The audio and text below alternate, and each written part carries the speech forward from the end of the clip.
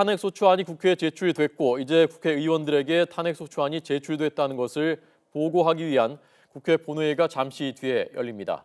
국회에서 취재하고 있는 조태현, 강희경 기자가 자세한 소식 준비하고 있습니다. 자세히 전해 주시죠. 네, 국회 야외 스튜디오입니다. 저희는 지금 탄핵 표결 처리 하루를 앞두고 국회 야외 스튜디오를 만들어서 자세한 내용 전해드리도록 하겠습니다. 말씀하신 대로 국회가 잠시 뒤에 본회의를 열 예정입니다. 오늘 본회의는 원래 2시가 예정돼 있었는데요. 새누리당 의원총회가 다소 지연되면서 본회의 개최도 지연되고 있습니다. 여러 안건들이 있지만 최대 관심사는 역시 박근혜 대통령에 대한 탄핵소추안 보고입니다. 국회는 소추안 보고 뒤에 24시간에서 72시간 사이에 표결을 진행해야 합니다. 그런데 내일 정기국회가 마지막 날이죠. 따라서 내일 사실상 표결이 이뤄진다 이렇게 볼 수 있겠습니다.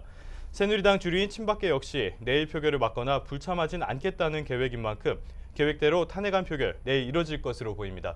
먼저 강희경 기자와 함께 이 탄핵 소추안에 담긴 내용 간략하게 짚어보도록 하겠습니다. 강 기자, 내용 좀 간략하게 정리해 주시죠. 네, 야3당 원내대표가 발의한 탄핵소추안 모두 42페이지로 굉장히 긴 길입니다. 이 내용에는 박근혜 대통령이 헌법과 법률을 위배한 내용이 하나하나 적시가 되어 있는데요. 야3당은 이 탄핵소추안 발의 목적에 대해서 박근혜 대통령이 민주주의를 적극적으로 위배하고 또 국민이 투표를 통해서 신임한 민주적 정당성 그리고 신임을 배신했다라는 것을 이유로 제시했습니다. 이를 통해서 박근혜 대통령을 파면해서 헌법과 민주주의를 수호하겠다는 것이 야3당이 제시한 이유입니다. 네, 앞서도 말씀이 좀 있었는데요. 이 탄핵 소추안에 세월호 7시간 문제가 포함될지 아니면 빠질지가 관건 중에 하나였습니다. 이게 어떤 내용이고 또 여야에 또 어떤 신경전이 있었나요?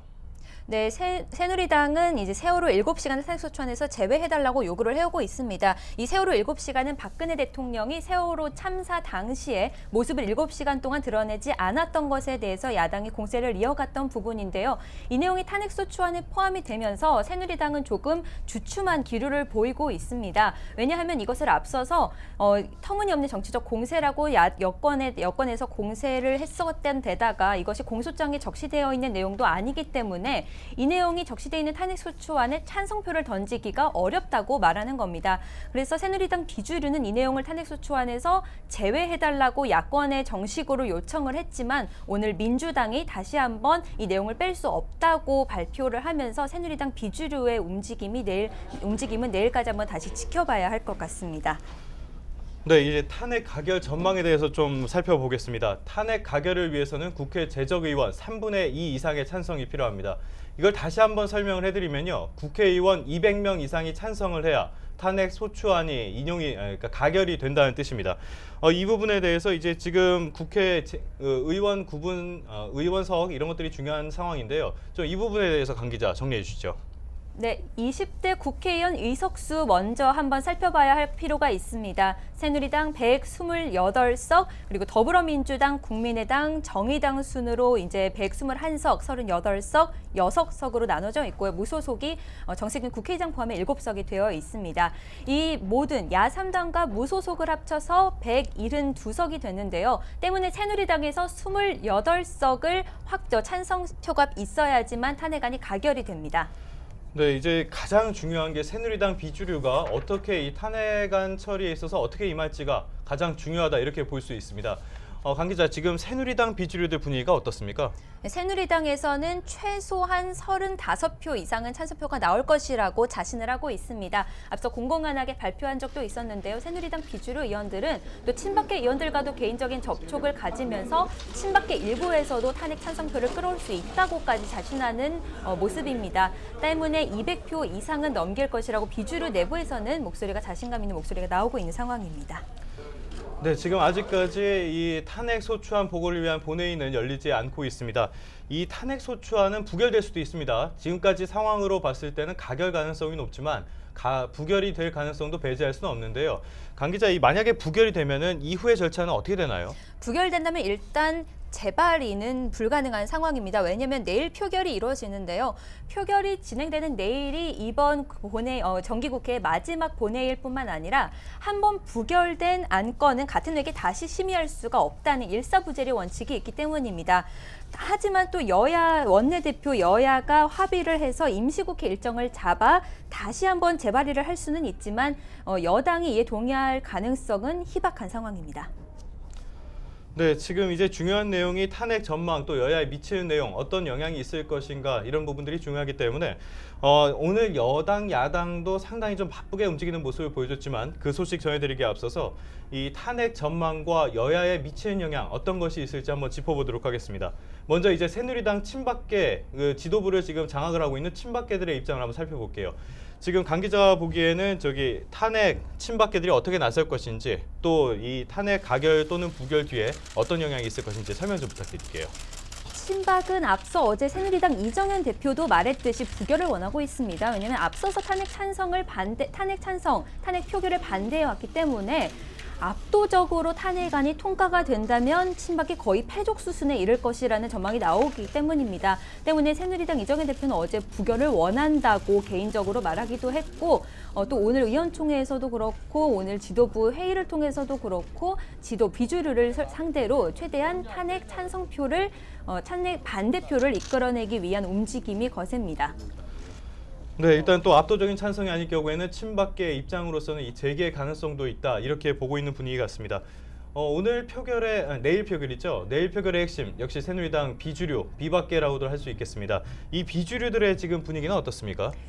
비주류는 세월호 7시간이 지금 변수로 떠오르긴 했지만 어쨌든 자신들은 표결에 참석을 하겠다라는 공고한 입장을 나타내고 있습니다. 탄핵안이 통과가 된다면 비주류는 지도부를 즉각 사퇴를 다시 한번 촉구하고 비상대책위원회를 중심으로 하는 당 보수 세력 재결집을 시도할 것으로 보입니다. 네. 야권의 움직임을 간단하게 설명을 드리면요. 야권 역시 지금 가결을 자신하는 모습입니다. 대신에 이제 230표, 많게는 250표까지도 있을 수 있다. 이렇게 기대를 하는 모습인데요. 다만 이제 조기 대선 체제가 확정되고 그러면 대선 국면에서 유리하긴 하겠지만 야권 내의 대선 주자의 경쟁 과열이 일어나면서 분열이 심화되면은 역풍을 맞을 수 있다. 이런 우려도 지금까지 나오고 있습니다. 이번에는 오늘 여야 정치권의 움직임 한번 살펴보겠습니다. 먼저 여권, 새누리당 지금 친박과 비박계는 완전히 다른 당처럼 움직이고 있는데 오늘 오전에도 따로 회의를 열고 의견을 조율했죠. 네, 새누리당 친박계와 비주류는 오늘 아침에도 각각 회의를 열고 막판 작전을 짜는 데 나섰습니다. 새누리당 친박계는 먼저 공세를 이어갔는데요. 특히 세월호 7시간에 대한 공세를 이어갔습니다. 처음에는 미용이다, 굿이다, 연애다 하는 등등의 터무니없는 공세를 하더니 이제는 그 내용을 탄핵 소추안에 적시까지 했다면서 이것이 굉장히 경솔한 행동이라고 비주류를 회유하는 듯한 모습을 보였습니다. 새누리당 비주류는 다시 한번 공조태세를 강화했습니다. 야권에 조금은 유감스럽다라는 세월호 7시간을 빼달라는 내용을 제안을 하면서도 탄핵은 국민의 뜻이기 때문에 탄핵 표결에 참석해 찬성표를 던지겠다고 다시 한번 천명했습니다. 네, 야권은 오늘 배수진을 친 모양새입니다. 탄핵 가결을 위해서 국민의당, 더불어민주당 모두 탄핵이 만약에 부결될 경우에는 국회의원직을 다 버리겠다. 이런 내용을 지금 사퇴서를 작성해서 지도부에 제출할 것을 제안했고 다 받아들이기도 했습니다. 더불어민주당은 새누리당 초재선 의원들이 너무 친박계 눈치를 보는 것 같다면서 박근혜 대통령이 아닌 국민을 보고 앞으로 나가달라고 촉구를 했고요. 국민의당도 의원총회를 열고 박근혜 대통령이 표결 직전까지도 온갖 꼼수를 시도할 것으로 본다면서 압도적인 가결을 위해서 남은 시간 동안 모든 소속 의원들이 철야 농성에 돌입하겠다고 강조했습니다. 이번에는 2004년에 있었던 일이죠. 노무현 전 대통령의 탄핵이 있었습니다. 당시와 지금의 차이점이 어떤 건지 좀 짚어보도록 하겠습니다. 강 기자 좀 간략하게 정리 좀 해주시죠. 네, 2004년 고 노무현 전 대통령 탄핵소추 사유, 박근혜 대통령 탄핵소추 사유 모두 헌정 질서 수호를 내세웠습니다. 하지만 구체적인 법률 위반 사항이 매우 다른데요. 노무현 전 대통령 탄핵의 가장 직접적인 사유는 선거법 위반이었습니다. 측근 비리, 경제 파탄에 대한 책임도 있었는데요. 박근혜 대통령은 현재 특가법상 뇌물죄, 대기업의 기금 모금을 강요한 죄죠. 뇌물죄를 비롯해 직권 남용과 강요, 그리고 공무상 비밀 누설죄 등이 주요 탄핵 이유로 적시되어 있습니다. 탄핵 촉발 사유도 조금 차이가 있는데요. 노무현 전 대통령은 현직 대통령으로서 여당을 지지해달라는 공개적인 발언을 한 것이 이유가 됐다면 박근혜 대통령은 최순실 게이트 수사 결과 공범으로 적시가 됐고 또 피의자로 지금 전환이 된 상황입니다. 그것 때문에 현재 조금 상황이 다르다고 볼 수 있습니다. 네, 이제 국회에서 탄핵 소추안이 가결되는 것도 중요하지만 이것이 가결되면 헌법재판소에서 이제 심판을 하게 됩니다. 최장 180일 동안 이제 심판을 하게 되는데 여기서 어떤 결론이 나는지가 굉장히 중요합니다. 2004년에 노무현 전 대통령 때를 보면은 당시에 판례 같은 것들이 없었기 때문에 2달가량 시간이 소요가 된 적이 있었어요. 근데 당시에 이제 판례가 나왔기 때문에 어떤 전례가 있다고 볼 수 있는데 당시의 판례 좀 소개 좀 해주시죠. 네, 일단 진행 절차 먼저 설명을 드리자면요. 대통령 권한이 즉각 행사 정지가 됩니다. 탄핵안이 가결되면 행사가 정지가 됩니다. 탄핵안 의결서를 사본을 대통령에게 보내면 그때부터 헌법재판소 심판 결정이 나올 때까지 권한이 정지되고요. 황교안 국무총리가 직무를 대행하게 됩니다. 헌법 71조를 보면 대통령이 거리되거나 사고로 직무 수행을 할 수 없을 때 총리 권한을 대행한다고 할 수 있습니다. 하지만 당시에도 그렇고 지금도 그렇고 총리 직무 범위에 대해서는 명확한 규정이 없는 상황인데요. 따라서 지난 정부 사례 말씀하셨듯 정부 사례를 기초해서 총리 직무 범위를 판단할 수밖에 없습니다.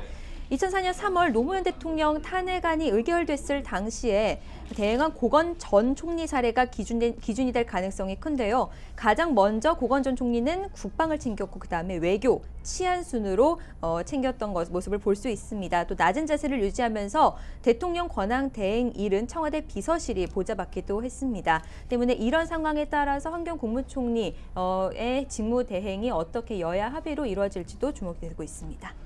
네, 이제 상당한 변수들이 아직도 남아있고 헌법재판소의 심판, 이것이 가장 중요하다고 볼 수 있겠습니다. 아직까지 국회 본회의는 시작되지는 않고 있지만 일부 의원들이 회의장으로 입장을 하는 모습인 것 같은데요. 본회의가 시작되면 저희가 다시 한번 생중계로 이 내용 전해드리도록 하겠습니다. 지금까지 국회 야외 스튜디오에서 YTN이 전해드렸습니다.